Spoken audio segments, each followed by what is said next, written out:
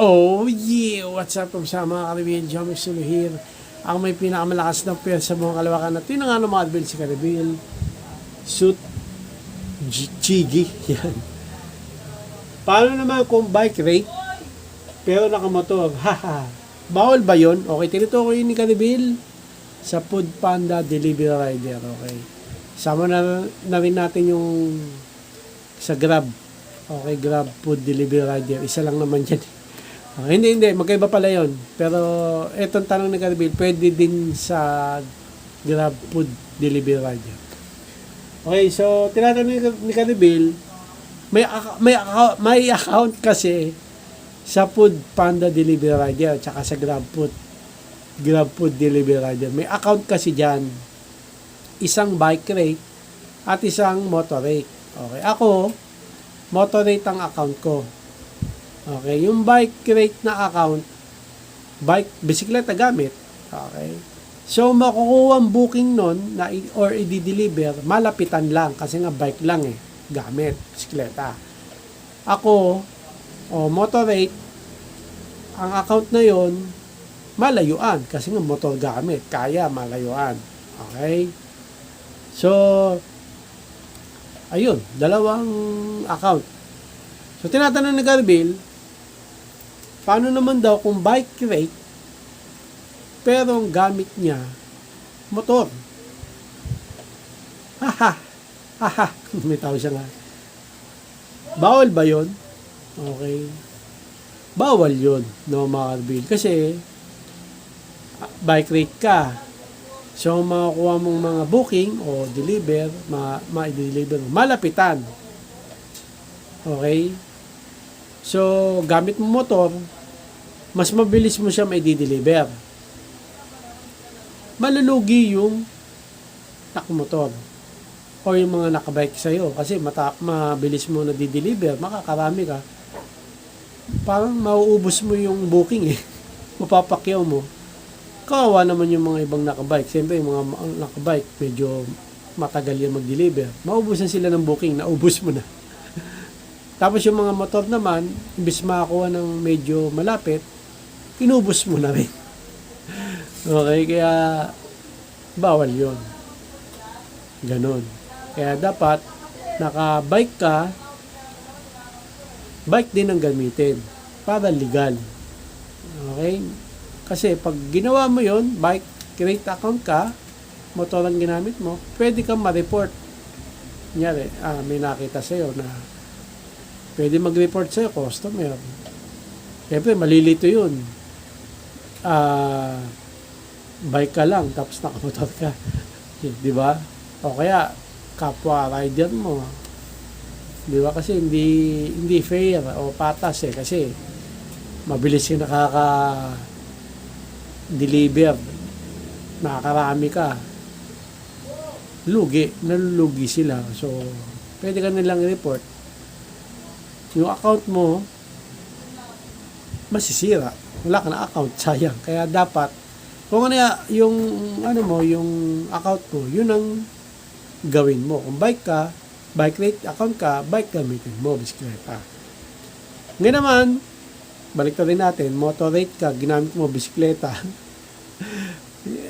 Yun, hindi bawal, pero mahirap gawin yun. Example, yung motor mo nasira, tapos bisikleta lang meron ka, hindi na bawal yun kasi hindi naman malulugi iba Okay, gusto mo pa rin mag-deliver kasi kailangan mo ng budget o pera, kailangan mo kumita, magbibisikleta ka, pwede yun. Yun nga lang, pag napakalayo na, baka maano yung customer sa'yo, mainip, tapos yung pagkain, di ba, lalo na kung halo-halo, matunaw na. Kasi nga, nakabisikleta ka tapos malayo dideliveran mo. Okay, kaya kung nasira yung motor mo, huwag ka muna mag-deliver. Okay, pero hindi bawal. Pero hindi advisable na pagka nasira yung motor mo, bisikleta ka. Motor rate ka. Motor rate yung booking na dating sa'yo. May hirapan ka lang. Okay, pero dito sa isa, tanong ni Caribbean naman, bike rate, motor, gagamitin, bawal yung Caribbean. Okay? Yan. At yun ang Marvel, siya pa rin. Si Caribbean, Sweet Genie.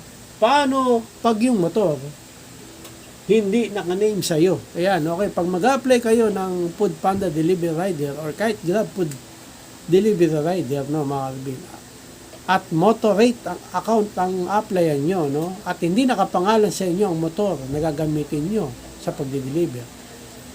Simple lang, no? Kumuha ka ng authorization letter ng owner o may-ari ng motor na gagamitin mo na pinapagamit sa'yo. Ganun lang kasimple, no? Ganun din naman pagka, kunyari, yung motor, hindi sa'yo. May pupuntahan ka. Okay, hindi ka magdi-deliver. May pupuntahan ka. Siguro pupunta ka sa jowa mo, ganyan. Pag may checkpoint, titignan yung ORCR niyan. Hindi siya nakapangalan. Kailangan may authorization na pinapagamit sa iyo ng owner yung motor na yon. Pag wala authorization, nako, maaaring sabihin, bakit mo ginagamit yan? Hindi naman sa iyo yan. Bawal yun. Di ba? Kailangan nakapangalan sa iyo motor or hindi mo nakapangalan sa iyo, may authorization nga na yun nga, ino-authorize ka ng owner ng motor na pinapagamit niya sa iyo. Okay, si checkpoint kasi ano yun So, yun ang dapat may authorization letter na yun yung pinapagamit. Yun din ang dadaling nyo sa Food Panda applyan. Okay, yun nagsabi sa akin yan, yung matagal na sa Food Panda. Okay, tinanong ko paano, no? Pero ganun naman talaga no? Pagka umiram ka ng motor, nagagamitin mo na kung saan ka pupunta, dapat may authorization letter ka noon. Kasi pag na-checkpoint ka, hindi sa'yo, ginagamit mo. Pwedeng sabihin, kahit may ORCR ka pa, pwedeng sabihin na ninakaw mo yun kasi hindi naman sa'yo. Kailangan ang ginagamit ng motor sa'yo. Okay, ngayon naman sa mag-apply ka ng delivery rider, ayun ang dapat talaga. Dalin or paggawa ka ng authorization letter sa owner ng motor na pinapagamit sa'yo. Ganun lang ka rin. Okay, so yung muna kasagatan ng Marvel. Hanggang dito lang. Maraming salamat sa mga Marvel. Please like, comment, please share, please subscribe, click na yung bell button. Reagan! Para update kayo pag may bago ulit tayong video sa muli mga Marvel. God blessing at po sila at bye. Bao ng headset!